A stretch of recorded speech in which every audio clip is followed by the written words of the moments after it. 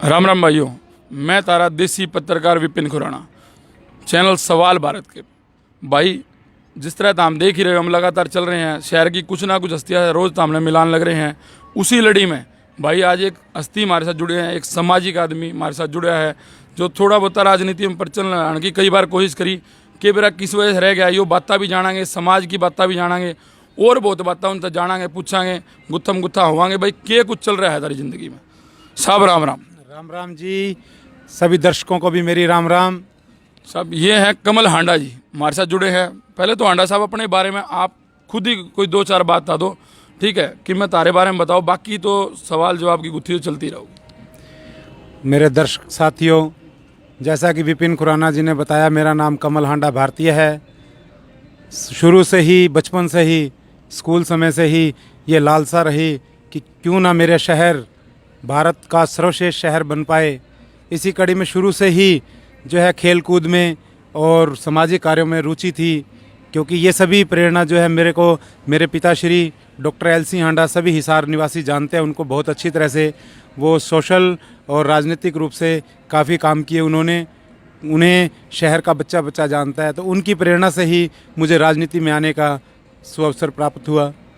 तो साथियों, शुरू से ही खेल कूद में रुचि रही।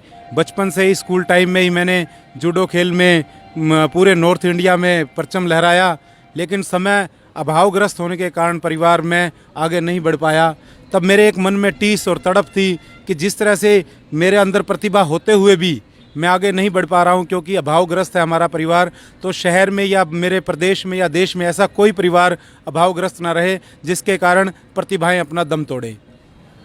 साहब, तो हमने बताया कि हम बचपन से ही जुड़ रहे हो सामाजिक से भी, राजनीतिक, क्योंकि तारे को परिवार से प्रेरणा मिली, ठीक है, तो क्या कुछ सामाजिक कार्य तो हमने इशार वास्ते करे हैं? साथियों, जैसा कि आप सभी को पता है, मैं विभिन्न प्लेटफार्मों पे, न्याय सुरक्षा संघ, रहा क्लब, उनके प्लेटफार्मों पे जुड़ा रहा।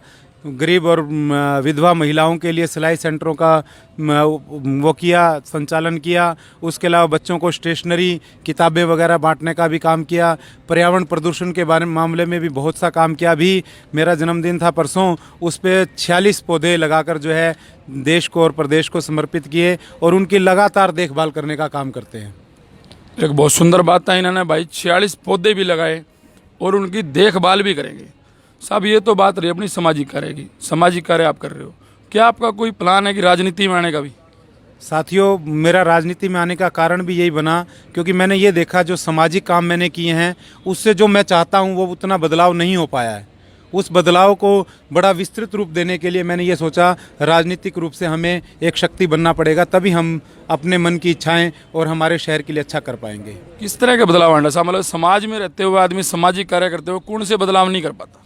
ऐसा देखो, सामाजिक काम में एक अपनी लिमिटेशंस होती हैं, मर्यादाएं होती हैं, लेकिन राजनीतिक रूप से एक सत्ता का होता है और एक लड़ाई लड़ने का एक जुनून होता है। उसके लिए हम संवैधानिक रूप से भी अपना हक ले सकते हैं। सामाजिक काम जो होते हैं वो कर्तव्य के रूप में निभाए जाते हैं, लेकिन अगर हम किसी संवैधानिक पद पे हैं तो हम उनको संवैधानिक के हिसाब से भी हम ले सकते हैं, अधिकार ले सकते हैं हम। हांडा साहब, एक थोड़ी बहुत ही सुनने में आई, जिस तरह भाई शहर में घुसे तो पता चला भाई कमल हांडा जी हैं और एक दो बार इलेक्शन लड़ने की भी ट्राई करी था हमने, फिर क्या चक्कर होया रह गए। इस बार भी तो हम थोड़ा सा मन बना रहे हो, जिस तरह धारा रुझान बढ़ रहा है, तो इस बार भी रह तो नहीं जाओगे? पहले भी 2 बार तो हम रह गए। हाँ बिल्कुल विपिन खुराना जी, आपने बहुत अच्छा सवाल पूछा है। 2009 में मुझे मेरे साथियों ने चुनाव लड़ाने के लिए खड़ा किया था, लेकिन क्योंकि हम जिस समाज से, परिवार से रहते हैं, उसी समाज और परिवार से गौतम सरदाना जी थे जो वो भी इलेक्शन चुनाव लड़ रहे थे।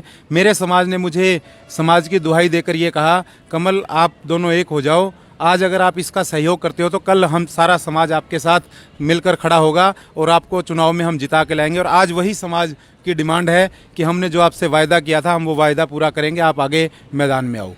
तो अब आप जो इलेक्शन लड़ोगे वो निर्दलीय लड़ोगे, किसी पार्टी से लड़ोगे, किससे टिकट की डिमांड कर रहे हो? ऐसा है, जो हमारे समाज की और हमारे टीम का जो विचार है वो हम निर्दलीय रूप से ही चुनाव में ताल ठोकेंगे। निर्दलीय ही। तो एक बात और साहब, जो आप मतलब ये जो आपको प्रेरणा मिली राजनीतिक सामाजिक सारे कार्य होगी, आप बता रहे हो आप पापा जी ने बहुत मेहनत करी थी समाज में रहते हुए, तो उनकी कोई पहचान का भी आपको फायदा हुआ राजनीति और सामाजिक कार्यों में?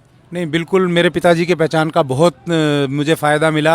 आज जहाँ भी जाते हैं तो ये कहते हैं डॉक्टर एलसी हांडा का लड़का है ये कमल हांडा, तो पहले मेरे फादर की ही आती है। इसके साथ साथ मेरे प्रेरणा के स्रोत आदरणीय स्वर्गीय श्री ओम प्रकाश महाजन जी भी रहे हैं। वो आम जनता से जुड़े हुए नेता थे।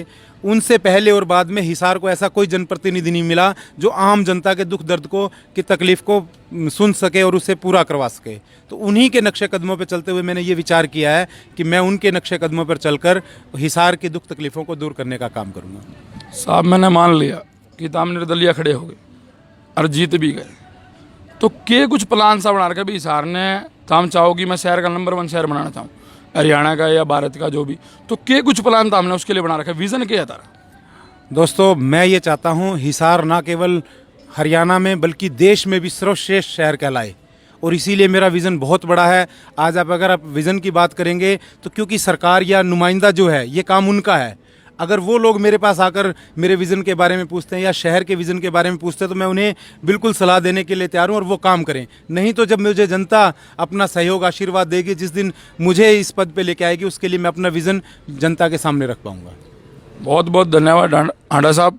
हांडा साहब एक चीज़ और लास्ट में कहूँगा कि जो आप ये संघर्ष कर रहे हो इसके लिए आपको क्या लगे कि शहर की जनता आपको चुनेगी और क्यों चुनेगी? इसका कोई कारण आपने समाज में कोई ऐसा कार्य तो करा होगा कि भाई शहर की जनता आपको चुने और क्यों चुने?